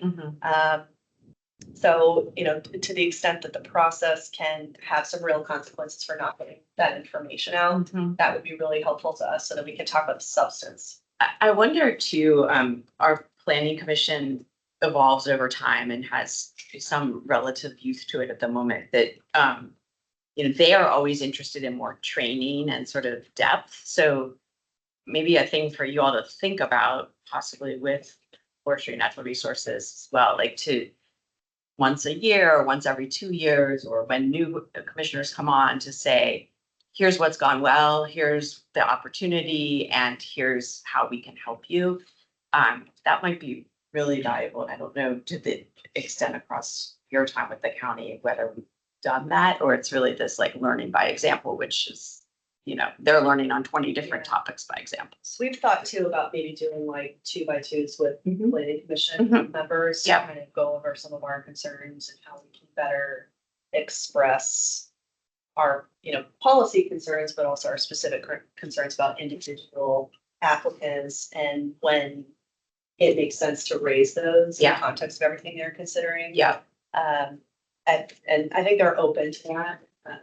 And I like your idea too about doing some training. We could probably do that here internally, just kind of mentoring for new people. The process. One more, and then I think we gotta move on. Please go ahead. Well, we're talking about the SPRC process. I think it might be a good idea for me to talk about the SPRC. I just attended on the Air Force Association site. Can we just, Because it just procedurally, it's very different than we were talking about here. So I don't know if we want to do it here or later, but that actually went very well from a procedural standpoint. But give us a positive example, but keep it short. Well, I mean, basically, I didn't even have to, I said, I'm familiar with the checklist. They said they were, they didn't give us everything we wanted. They had some gas cooktops as part of it. So they got gas on the roof for grills. And they didn't address everything we want, but they said they were aware of that process. And then I just went through and just read my notes, because I haven't got anything written up yet on each of the checklist items. And they were all like nodding their head and said everything. And then I didn't say anything. All the other SPRC members said, you need to deliver to C2E2 all of these items, and that should be important. So basically the push was not coming from me as a C2E2 rep, but really from the SPRC folks. And Sarah Steinberg, Sarah was very pointed in saying, well, you should go at this point because you've got a long list. We will make sure you have enough time to do your whole list. So not being cut short, but actually put first on the agenda as the second meeting, but first on the agenda to be talking to make sure all our stuff got in. So that was going well. And I've still got a lot to do homework, notes and thoughts into something that's actually, a document that they can respond to, but supposedly they're aware of what we're looking for and they're going to provide us answers. Great. That's a great. Yeah, you guys could also think about putting a one page or whatever, a little document together for the development applicant that says, here's how to work really well with us and what we're able to do. Chat with us early. We have people assigned. We know you can't commit to anything necessarily at day one, but we want you to have the best project ever and also be a hero in the community. That's usually how I do it with the developers. I'm like, you'll be better off if you look at bird-friendly glass early and you do the energy model early. That's a great suggestion, and that we were pleased. I was happy to participate in the roundtable last summer with developers. That's where we have to go. If anyone who's dealt with Lead It All knows integrative process, which is designing it up front. When you're coming in at the end of the second SPRC and you're just trying to get through so you can get to the board, and then you're trying to build in these it's too late. You need to be building that stuff in early on, and that's the conversation we want to have. So I do want to get to this specific letter, but just briefly, I had a professor in grad school that said, was telling stories about how things go on the Hill and said, you control process and I control substance, and you win every time if you control the process. The process I want to have is you don't have an SPRC meeting until you get us the information. It doesn't mean perfect, doesn't mean you have to score a minimum 75. It means you have to give us the information, or else SPRC says we're not hosting a meeting. And that process has to be built in. We have Tenley was great, Nee's been great. It was others on the SPRC board, and we can continue to educate them. But educating the SPRC members doesn't change the process of, they wouldn't host a meeting if there were no architectural drawings. If they said, we don't know exactly what the building's gonna look like. It may look like this. Anyway, can we go through it? No, we're not gonna have the meeting until he gives the drawings. No, we're not gonna have the SPRC on sustainability until he gets sustainability documentation. That's the process change that, in my opinion, we need to make. And that, we're not gonna solve that in this meeting right now, but moving forward on the site plan conditions is another great process. And we do want to push forward on that. So thank you, and thank you for your support throughout this, and developers too. We did get some commitments. So now, turning to the letter, because, and Jenna, do we have quorum? Can we vote on this? You have. Do we need quorum in person? If they're online on video, then they're counting. Okay, great. Okay, so if you don't mind pulling up the letter. So again, just a brief summary. I got the site plan amendment from county staff. It was published publicly about a week ago. I incorporated some of the positives that were negotiated there into the letter, talked about some of the things that we would like to see, and shared that draft around, open to edits and suggestions. Now, Doug, it looks like you have some. Well, just real quick, I'm confused because what I printed out from online, and maybe I printed out the wrong thing, is something that's signed by Cindy Lewin and it's dated April 3rd. So is that what we're looking at here? No, that was from the previous time through, maybe in advance of SPRC 1. Okay, so I don't have it currently. Okay, I think I linked it and sent it as an attachment. Doug, here's the. Yeah, so go back up, April 3rd. Yeah, and then it's signed by Cindy Lewin. So that's what I printed out. Maybe this was the draft. Did you use? Oh, is this the new one? Thank you so much. Isn't that, so Jenna, were you on the ones that I had circulated last week? Yeah, did I link did I send the wrong link? I also sent it as an attachment, I think. Yeah, I think it says it attachment, so I'll pull that up. No, those were the talkers. It was This was the link that I pulled up. But this. Yeah, attachment. Oof, that would have been confusing. Sorry. So this is the actual. Not just me. Okay. I was like, what's going on? Okay. Well, I don't have as many suggestions. Well, I maybe. Speaking of controlling the process. Yeah, exactly. Do you want to go? Yeah.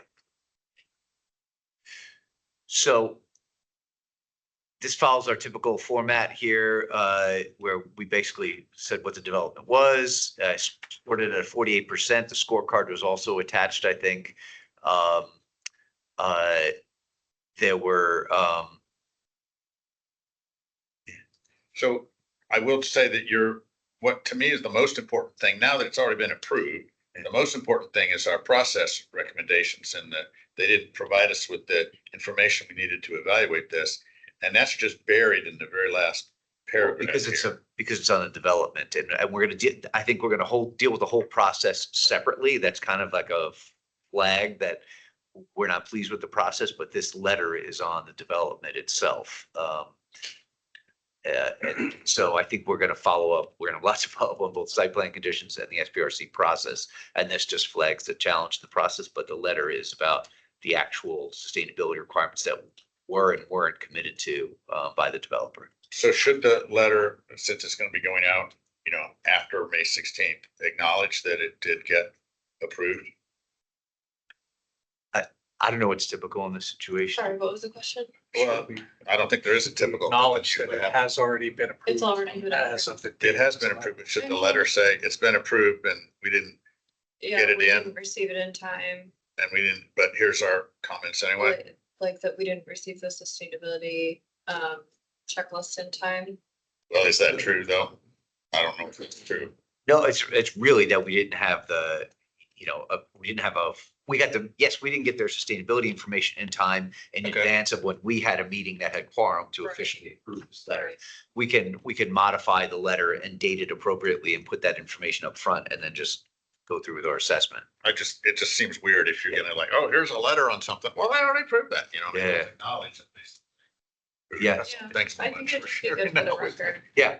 Okay, so we'll put it on the record. We can make that adjustment and add the, in the very first paragraph, recognize it's been approved and recognize the information came late. Here's how C2E scoring of this and our assessment of the project. Did everyone else get a chance to look? Do you want to scroll through? Yeah, I just don't think that, I mean, we can acknowledge that we didn't have a meeting in time, but really the issue was that they didn't get the I don't documentation. think we should say we didn't have a meeting time. Yeah, I mean, Say we didn't get the information. acknowledgement that Time. Yeah. Okay. this didn't occur timely is fine, but not that we didn't get around to it or it was. No. So maybe point taken. So maybe we can move some of what's in that bottom paragraph about the process up to the top and say that's why you're getting this letter. Yeah. Yeah, Exactly. Yeah. Exactly. Okay. Yeah. It's really an opportunity to make that point. Okay. And we'll be following up with you. Okay. Other. If you wanted to even go further with that, you can say, you didn't get this stuff in time. And so Rob Sandola, our vice chair, went personally to the county board to share views on this. And I mean, first of all, I want to acknowledge and thank you for going in person to the county board meeting to share views on that. That's going over and above. And I really respect that. Thank you. And you deserve to be mentioned by name in this letter for doing that. Well, thank you. Frankly, I think we're all encouraged to go present on behalf of our SPRC projects, generally speaking. So I don't think I did anything that wasn't beyond I think it was expected. heroic, Rob. We're putting it in. It was a beautiful day too. Oh my God. Oh, Spend the day. yeah. Yeah, it was a tough day to be inside. But you stayed all the way to the end and I took off around 2:30. Okay. Can I move to approve this letter with that change? With those modifications, sure. Any other, I saw David and Lily online too. Any other, Lily's got a hand up. Yeah. She's second. So at the second. Okay. Okay. All in favor of approving the letter with modifications to be made to bring this last paragraph and some points we discussed up. All in favor? Aye. Aye. Okay, motion passes. Thank you very much and thank you. Pushing for us. You're so welcome. Thank you guys for being awesome. I'm gonna slip out unless there's anything else you need from me. Thank you. Thank you for coming again. Really appreciate it. Absolutely. Okay, we're way behind schedule. Okay, I will make this very, very fast because I think this discussion, I circulated around, and I think staff is still on, a framework, which is really just a skeleton of kind of ideas for how to score project ideas from expanding the e-bike voucher program to smart thermostats to any other ideas for the Climate Action Fund. So the county staff asked, how do we assess these various projects and proposals? Oh, thanks, Jenna. Yeah, it's on the screen now. So just briefly going through the scoring criteria, and I want to have a general discussion now, but I don't want to go through details on all the scoring criteria because we're just short on time. But generally speaking, the way this framework is set up is basically you list your ideas down the left. You have a description of the program, and Lily, I used yours on the plug-in solar. You actually had a description and even a funding amount there for that program. So 100K is not a ton out of a $1.5 million program. We might even consider upping it, but basically the columns are, here's our program description. Here's how much it costs. In this case, I double weighted or proposed to double weight both the potential benefits in terms of climate action, as well as simplicity, not involving lots of other departments. In other words, the air team could do this on their own and doesn't really depend on a lot of other folks to engage here. Other criteria that we had talked about were, whether or not we're replicating an existing or improving program, whether or not it's scalable, we could add more money and grow the program easily. Are we taking advantage or leveraging other funding from philanthropic sources, state or federal? Is it community facing? That was one of the criteria I heard before, is really educating the public. Is this something that works behind the scenes, or are we actually getting people educated as they're taking action? Are we dealing with equity and disadvantaged communities or moderate income communities through this program? And finally, what was the last criteria? Can you scroll over? Sorry. Hang on a second. A couple more. Percent of residents benefiting. So is it just a small population, or are we hitting more? And then speed to implementation impact. So those are various sets of criteria. And rather than being quantitative, we said at least in this framework, 1 to 5. So we don't have to go through analysis paralysis here. We can use professional judgment among the scoring and evaluation team, or the air team can, basically on a 1 to 5 scale of how well each of these proposals meets this idea, how each of ideas meet the criteria. So that's the framework that I just laid out just for discussion. And maybe we'll have just like a 5-minute discussion on this to get some thoughts and ideas how to move forward next. I think Cindy envisions us essentially ultimately revising this and maybe writing a letter about it for the air team for their consideration, I think, as a probable next step. For the county, a letter to the county board with a suggestion, this is kind of more top down, my sense. The county board wants to make some suggestions to the air team using our ideas. So okay, go bottom up or you can go top down.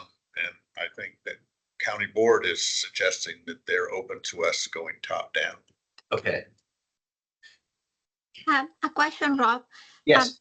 Each person who is sponsoring an idea needs to fill out the matrix for that specific initiative. Is that correct? That's what we're discussing, is like who would fill this out? Should we be assessing these using this criteria and then making suggestions for the top 3 directly to the board and saying we used this scoring criteria and came up with X, Y, and Z, or this revealed, this option is head and shoulders above, or should the air team be filling these out and doing a more robust analysis, I'm sure, than we could, and then making their recommendations? Is that, Doug, is that your question? Because that's kind of mine as well. Well, it's not so much a question. I was just making a point, but I love the air team. They're great, but I haven't seen in the past, even in the presentation we got earlier in the meeting today, and I asked Steve Burr this directly, and I love Steve Burr. He's a really nice guy, but he can get a bunch of gobbledygook about whether they've been thinking about this stuff. I don't think they've been thinking about this stuff. So let's think about it for them. And then there's got to be 2 or 3 good programs. Lily's got a great suggestion there. If we can do $100 rebates for e-bikes, why can't we do a $100 county rebate for a smart thermostat or a heat pump? There's a lot of different ideas out there.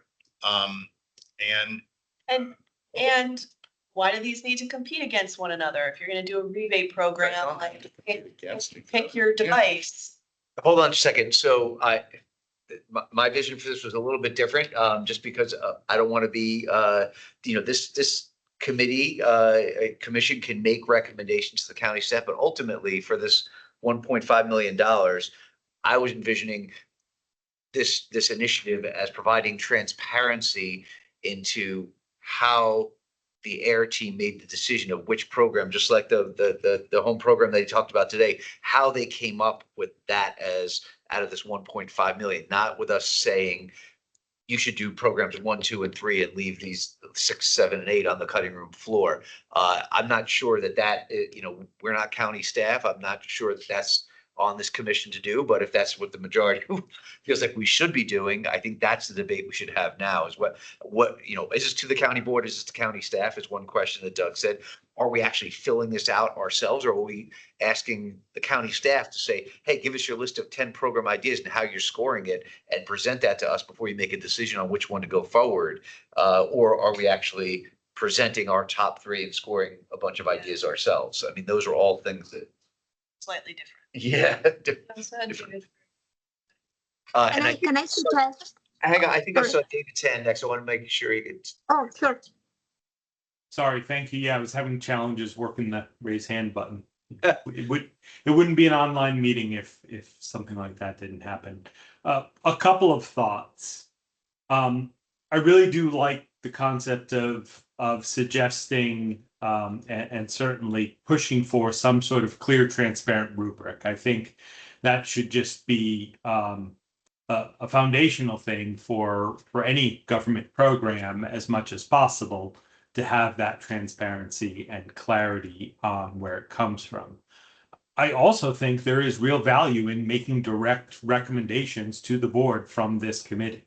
And I think both of those things can be true, whether we use whether we suggest this rubric and use it, I don't feel as strongly about, but I do think it would be nice to take the opportunity for this board to use its voice in favor of some programs, not to overwhelm staff, not to replace staff, but I think it can help fulfill our purpose.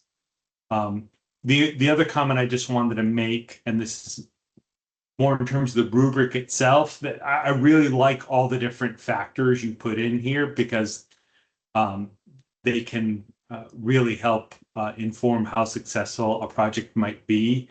The one suggestion I would make is somehow considering bringing in cost effectiveness, because your ability to compare 2 different programs on an absolute scale, for example, greenhouse gas impact, is going to really be challenging for $100,000 program versus $1 million program. So I also would suggest finding a way to work in cost effectiveness as well. But really glad you did this, and really glad you're trying to create this framework. I think it'll be helpful. Thank you, David. I was just gonna say, the cost effectiveness might be a difficult thing to prove out to some quantifiable thing until after the fact. So That's true. It's, I mean, it's modeling That's expected emissions reduction, but I think David said, well, $100,000 program, $1 million program is 10 times more than $100,000 program. So you're going to get 10 times the emission savings. So we're comparing apples to apples, right? And that's, I think that's the point here. So. I guess what I'm saying is that's gonna require some modeling somewhere, and who's gonna do that? And that's, Does well, the air team do it? well, it's one of the reasons for the kind of professional judgment 1 through 5, 1 to 10, because we can get into this. We analyzed this for a year and a half, and we spent $1 million, and we came up with, we have 500,000 left, and we'll run this program, right? So we don't want to do that. I think the factors are strong. Yeah. The numeric analysis of where something fits in there is actually impossible. So what Without- if instead we just used a check mark? So instead of, we got great criteria, but instead of 1 to 5, we just use a check mark. And it's either it meets it or it doesn't. And because 1 to 5, it's Like- that's gonna be. And that, the idea is that there's High, medium, multiple low. reviewers with different expertise, and that many of these will check all these boxes, and you just get a whole, like, a lot of them will check a lot of the boxes all the way across. Yeah. Hang on a second. Jen, please, go ahead. Thank you very much. It's a great conversation, and I didn't mean to interrupt. I wanted to just share that I know both from the Home Energy Hub presentation and also just from my working with AIR, their recommendations are rooted in the carbon roadmap, which they regularly refresh, which is then rooted in the community energy plan recommendations. So to the extent that helps sort of shape your guidance, just wanted to flag that as that's where they're basing their recommendations on, and are trying to fulfill the promise of the energy plan as we, of course, work towards updating the climate action plan. So just wanted to share that piece. Thank you, Jeff. That's a great resource, and thank you for reminding us about that plan, which could also inform this. Yes, Jeff. I kind of agree on the sentiments. We shouldn't be making ourselves more of a full-time job here doing this ourselves, but and without figuring out the quantifiables of all of that, I think the original recommendation of even just giving these set of factors to the county and saying, when you bring us initiatives, we'd love to see how you thought about them with these criteria to pick this one. Instead of saying, like, give this scored rubric before you make any decision. We want to opine on the decision that you have. The board's direction asked the county manager to come back with the recommendation, correct? I'm not sure. The sense I got was that, and this is in the work sessions and talking to Cindy, is like the board wants C2E2 to write a letter and say, this is what you ought to do with the Climate Action Fund. Yeah. Now, in that letter, we could say, here's 3 programs, here's 7 criteria that we have considered in arriving at our conclusion to recommend these 3 programs. But I don't know we necessarily have to show how each of these 3 programs scored out on these 7 criteria. Just say, here's some factors that we considered. And that's enough. I'm sorry. Yeah, Lily, quickly, and then I am sorry, I guess I'm doing a terrible job as chair, and I want to get you guys out of here in 9 minutes. So Lily's last comment, and then we'll close this out and move on to the. Yeah, sure. Please, Lily. Very quickly, I second Doug's approach. I think it is sufficient to put an X on each of the factors, and that speaks to the programs or initiatives that we think the county should engage on, and not make it more complex. I think so. Thank Great. you. Thank you, Lily. So I will fill Cindy in on this conversation. I take Doug's point. I think we should be writing a letter to the board, what exactly that letter says and what level of details included, both about the criteria and specific programs. I think is still subject to debate, but we'll take all the comments that we had on board here. We don't want to wait too long. We'll try to get some information out, Cindy and I, in advance of our next meeting. Hopefully that will give us a chance to comment online and then have a more hopefully robust and conclusive discussion at the next meeting. But this was just to kind of whet your appetite for the ways that we could assess program ideas, and we could ask the county to respond to us on how they decided on certain program ideas. Okay, so more on that to come. Jenna, April meeting summary. Mm-hmm. If there are any edits, let me know.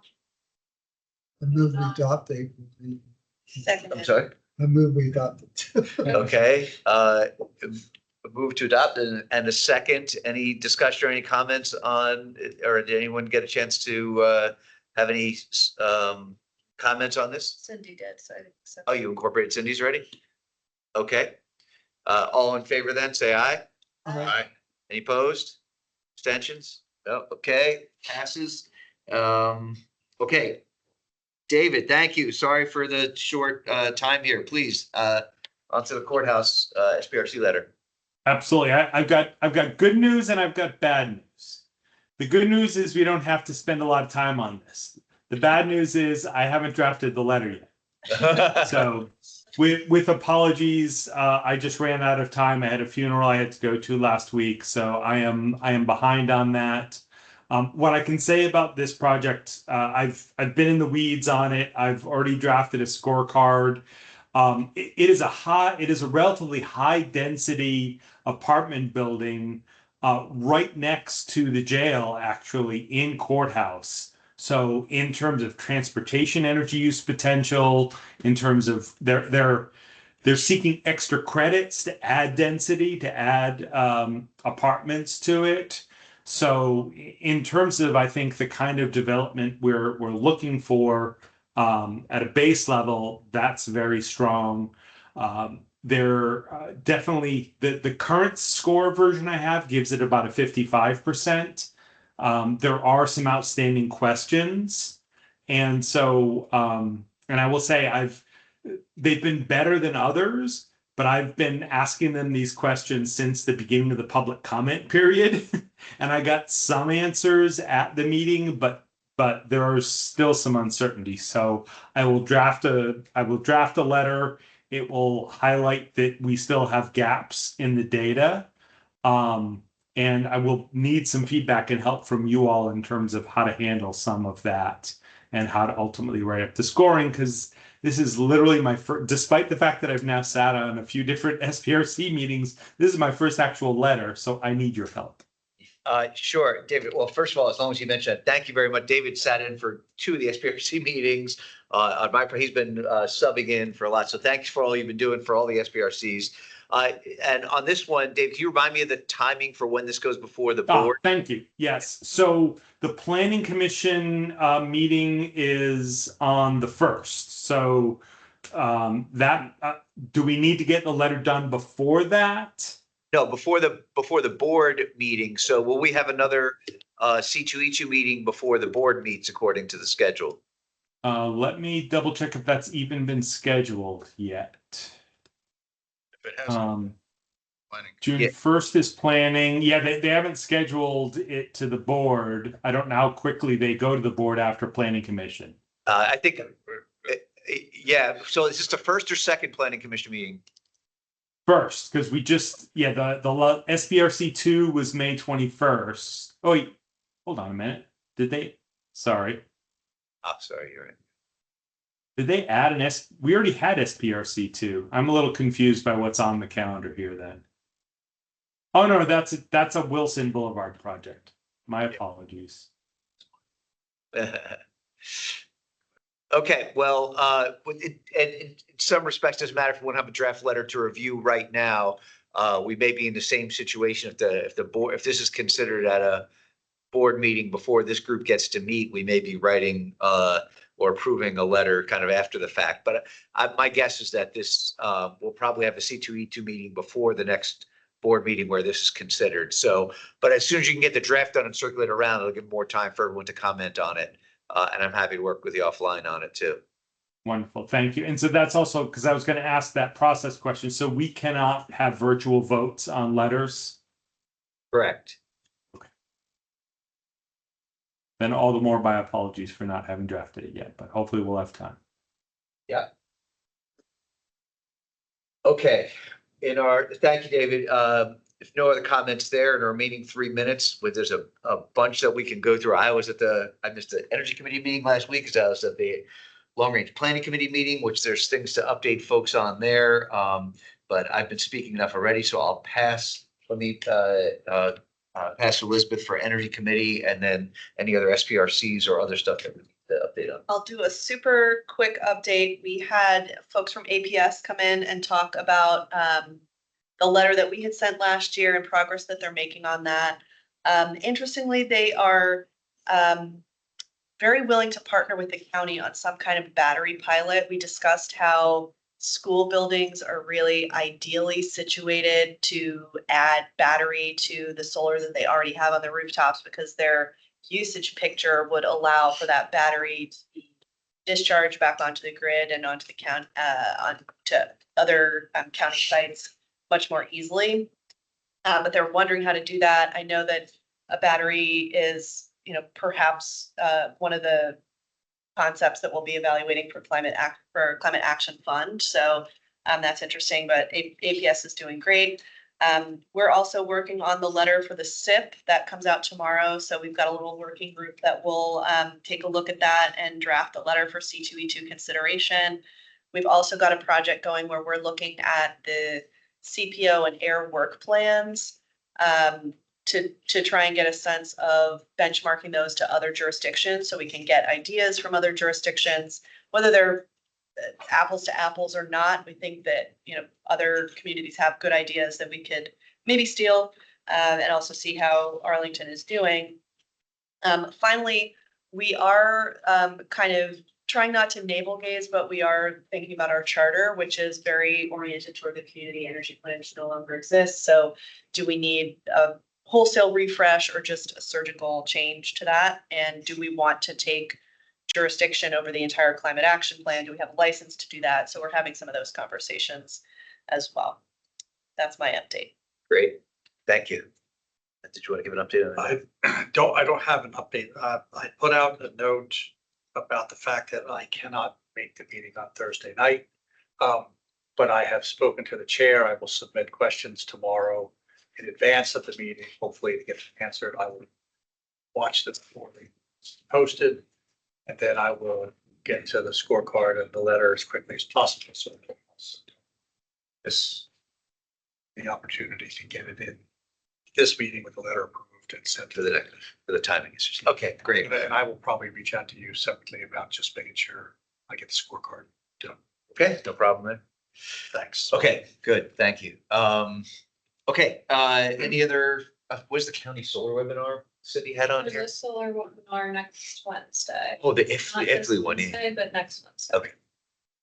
So Okay, the solar one- okay, We have about 40 people registered. It's partnering with Alexandria, and half of those are about Arlington residents. great. Okay. Other commissioners, other news? I'll probably have an SBRC letter next month too, so ton to read. Which one is that on? The 4420 Fairfax. Okay. Well, I mean, good news is that there's some development happening. That's the big one behind Holiday Inn or that Fairfax Drive. I think so. It's the redevelopment of the current office building. They're demolishing it. Oh, okay. Oh, maybe that's the one that's corner Fairfax in Oh, It's at the site where they're theoretically gonna put a new entrance to the Ballston right. Metro. Okay, and I will provide the update on the LPRC meeting next time, because clearly I'm no Cindy Lewin, it's 9:02. So you will be back to your regularly scheduled chair next week. Thank you very much, everybody. Meeting adjourned. Much, Rob. Well done. Bye, bye. Thank you all.